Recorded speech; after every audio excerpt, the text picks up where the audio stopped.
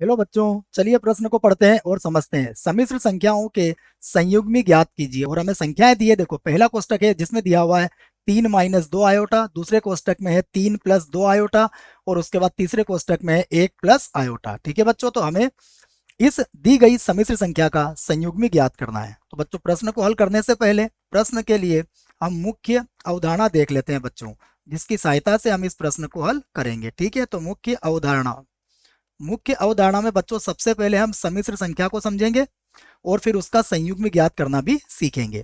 तो देखिए बच्चों, यदि कोई सम्मिश्र संख्या मुझे दी जाए z बराबर a + i b, तो ये जो संख्या होगी बच्चों, ये होगी आपकी सम्मिश्र संख्या।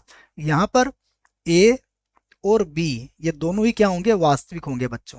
ठीक है, दूसरी बात बच्चों याद रखें कि यहाँ पर जो संख्या हमें दी गई है इसमें a और b तो हमारे वास्तविक है। ये जो a है बच्चों, इसको हम इसका वास्तविक भाग भी कहते हैं, अर्थात हम इसको लिख सकते हैं रियल पार्ट ऑफ z, अर्थात z का वास्तविक भाग ये कितना होगा, a होगा।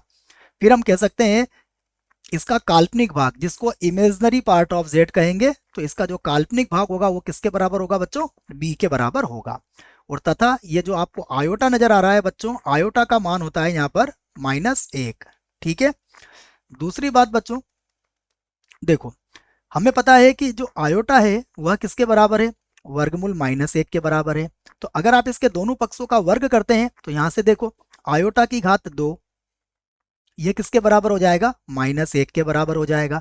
अगर आप इसमें एक बार आयोटा का गुणा करते हैं तो आयोटा की घात 3 ये बराबर हो जाएगा -आयोटा के। ठीक है बच्चों, इसी प्रकार अगर आप आयोटा की घात 4 का मान निकालेंगे तो आयोटा की घात 4 किसके बराबर हो जाएगा, 1 के बराबर हो जाएगा बच्चों। ठीक है, अब हम देखते हैं बच्चों कि हम संयुग्मी यहाँ पर कैसे ज्ञात करेंगे, तो हम वो भी लिख लेते हैं। देखो, तो हम यहाँ पर निकालेंगे z का संयुग्मी, z का संयुग्मी। तो संयुग्मी जब भी हमें निकालना है बच्चों, तो हमें उसका काल्पनिक भाग देखना पड़ेगा। तो z का जो संयुग्मी होता है उसे हम कहते हैं z बार, और z बार बराबर होता है a माइनस आयोटा बी। ठीक है बच्चों, अर्थात यहाँ पर देखो मैंने क्या किया है, z मुझे दिया हुआ था a + i मैंने इसका काल्पनिक भाग का चिन्ह बदल दिया है, तो ये बन गया है a - i। तो आपको यही याद रखना है कि यदि आपको किसी का संयुग्म ज्ञात करना है तो आप क्या करेंगे, उसका काल्पनिक भाग का चिन्ह बदल देंगे बच्चों। अब चलिए जो प्रश्न दिया है उसको हल करते हैं। तो प्रश्न में जो भी हमें दिया हुआ है उसको हम i के बराबर मान लेते हैं बच्चों। तो माना, देखो जो प्रश्न दिया है उसको मैंने z के बराबर ले लिया, तो z बराबर 3 - 2 आयोटा, उसके बाद है 3 + 2 आयोटा, और उसके बाद है 1 + आयोटा। ठीक है, तो देखो बच्चों यहाँ पर सूत्र बन जाएगा आपका a - b a + b, सूत्र में याद होना चाहिए। तो उससे क्या बन जाएगा, ये a की घात 2 - b की घात 2। तो यहाँ बीज गणितीय सूत्र लगा रहा हूं मैं, तो ये बन जाएगा 3 की घात 2 माइनस 2 आयोटा की घात 2। तो यहाँ तो बच्चों सूत्र बन गया, और यहाँ पर लिख दिया मैंने 1 + आयोटा। ठीक है बच्चों, जो सूत्र मैंने लगाया है उस सूत्र को मैं यहाँ लिख देता हूँ। देखो मैंने यहाँ पर जो सूत्र लगाया है वो सूत्र है मेरा a -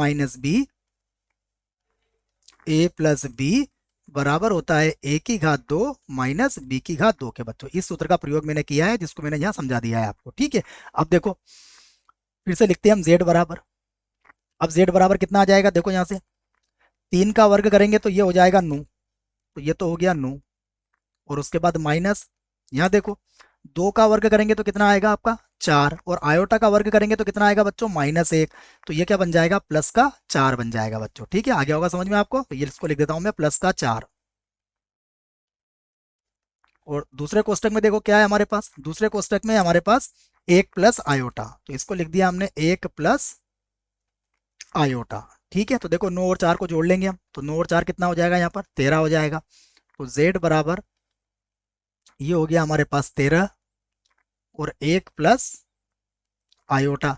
अब 13 का अंदर गुणा कर लो, तो z बराबर हो जाएगा 13 और +13 आयोटा। ठीक है बच्चों, z का मान हमारे पास आ चुका है। अब हम इसका संयुग्मी लिख सकते हैं, तो यहाँ पर अब हम लिख सकते हैं अतः अतः z का संयुग्मी। तो देखो बच्चों, अब हम z का संयुग्मी लिखेंगे तो क्या करना है, हमें इसको लिखना है z बार। और यहाँ पर इसका जो काल्पनिक भाग है उसका चिन्ह बदल देंगे, तो ये हो जाएगा 13 और माइनस का हो जाएगा 13 आयोटा। तो यही बच्चों हमारे प्रश्न का उत्तर होगा। आशा करता हूँ आपको इस प्रश्न का उत्तर समझ में आया होगा। धन्यवाद।